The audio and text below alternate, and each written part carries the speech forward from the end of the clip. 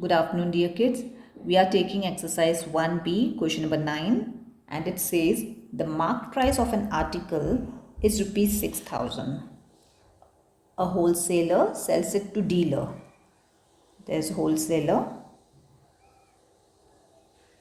He sells to dealer at a discount of 20%. What is marked price? So MP is what? 6,000. Wholesaler को जितने में मिला 6,000, लेकिन उसने सेल कितने में किया? 20% डिस्काउंट. तो यहाँ पे मैं लिख लूँगी 20% डिस्काउंट. मतलब डीलर का परचेज प्राइस क्या हो जाएगा आफ्टर डिस्काउंट? 6,000 में से अगर आप 20% रिड्यूस करेंगे तो you will gate 4,800. So purchase price for dealer will be 4,800. Agreed? Okay. Then it is said that the dealer further sells the article to a customer at a discount of 10% on the mark price. Dealer जो है customer को दे रहा है at a discount of 10% on mark price. Mark price मतलब 6,000, तो वो 6,000 पे 10% reduce करके दे रहा है. तो 6,000 पे जब आप 10% रिड्यूस करोगे दैट इज 600, वो आप रिड्यूस करोगे तो you are going to get 5,400. तो कस्टमर के पास परचेज प्राइस कितने में आया? 5,400. Do you agree with that? Okay, perfect. Further, the question says, if the rate of GST at each stage is 18%, find the amount of GST paid by dealer to the government. Dealer ने कितना GST पे किया, कितना net GST पे किया? तो purchase price और sales price. अब परचेज उसने कितने में किया?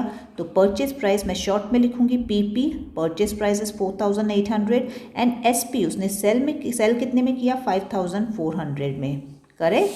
अब आपके पास परचेज प्राइस है तो परचेज टैक्स भी लगाना पड़ेगा. Purchase tax will be what? 18% of 4,800. And what will be sales tax my dear kids?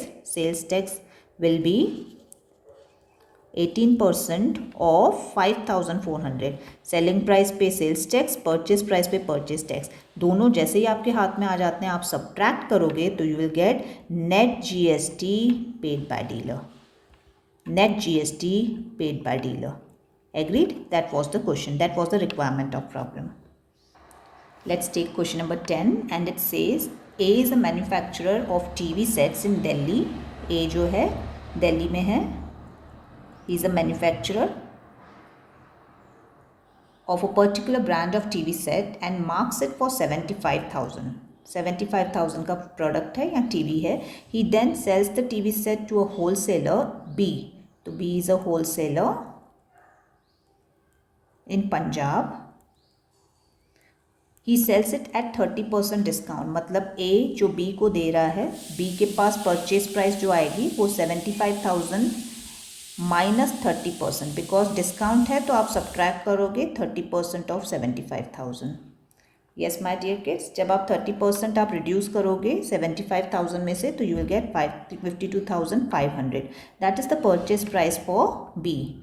The wholesaler B raises the market price of the TV set bought by 30% and then sell it to the C dealer in Delhi. Okay, अब ये क्या कर रहा है? जो dealer B है ना वो C को दे रहा है. C आप कस्टमर ले लो, लेकिन वो कितने में दे रहा है? उसका ये आपका परचेज प्राइस है B का, सो ये साइड कर दो. C कितने में दे रहा है? जो मार्क प्राइस है 75,000 उसको 30% इंक्रीज करके दे रहा है. B what he is trying to earn profit. तो उसने क्या किया? 75,000 जो मार्क प्राइस था उसको 75,000 को 30% इंक्रीज करके दिया. Are you getting my point? 30% of 75,000 ये इंक्रीज किया तो ही got 97,500. So that is the selling price. So can you understand that this is the purchase price for dealer जितने में लिया, लेकिन this is the selling price of dealer. So this is SP, this is the cost price और you can say purchase price. तो purchase price पे आप purchase tax लगाएंगे. Correct.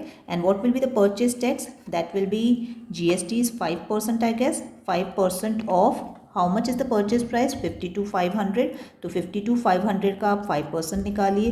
And then what is the sales price? That will be your sales tax. Sales tax आपका कितना लगेगा? That will be 5% of your selling price. That is 5% of 97,500. Got my point clear?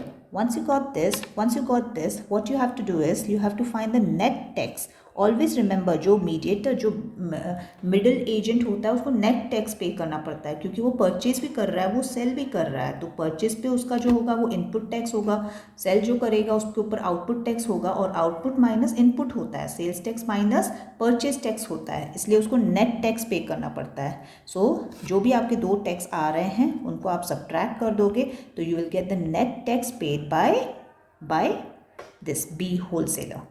Got my point clear?